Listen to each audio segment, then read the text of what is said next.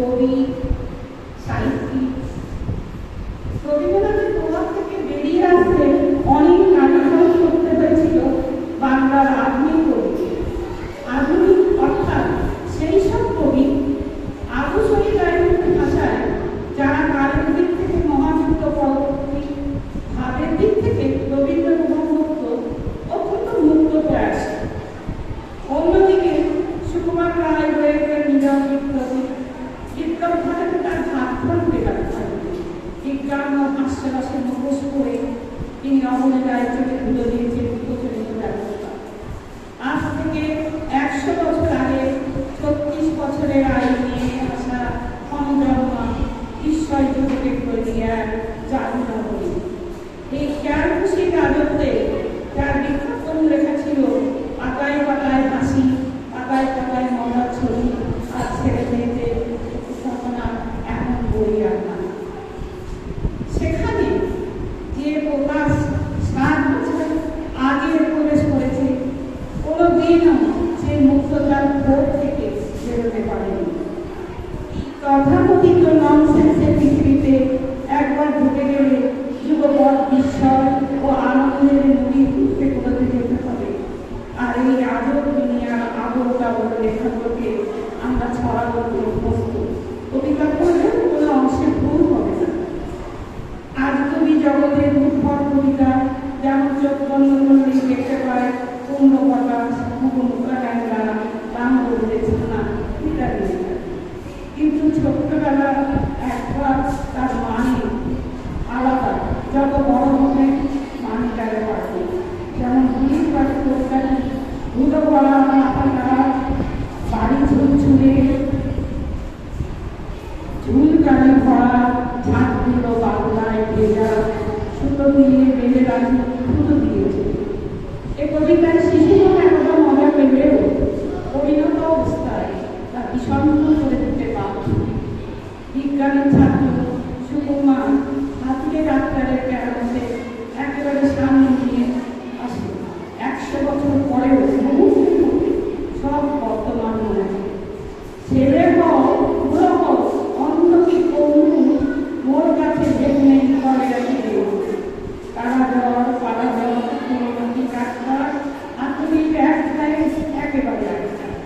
দুর্ভাগ্যক্রমে হাতুড়ি জব্দ হওয়া কারা জ্বরে শুধু অংশ করে যাবে। তার চলে যাওয়ার পরের বছর উপেন্দ্রনাথ মশাই কারা জ্বরে সুন্দর ব্যাপার আবিষ্কার করেন। এই হয়ে আক্রান্ত মানুষ বুঝতে পেরেছিলেন তার উপর মৃত্যু ছায়া পড়েছে। তাই তিনি বিছানায় শুয়ে উঠেছিলেন। আদিম কালের স্বাধীন দিন, তোলায় বাঁধা তোলার দিন, ঘনিয়ে এলো ঘুমের খবর, গানের পালা সামনে জীবন মৃত্যু সন্ধিক্ষণে উপস্থিত হয়ে এমন রসিকতা আর সৎকার করতে সফল হয়েছে বলে আমার জানা। আপনারা দেখুন হবে বলো সুকুমার রায় 100 বছর আগে। নমস্কার।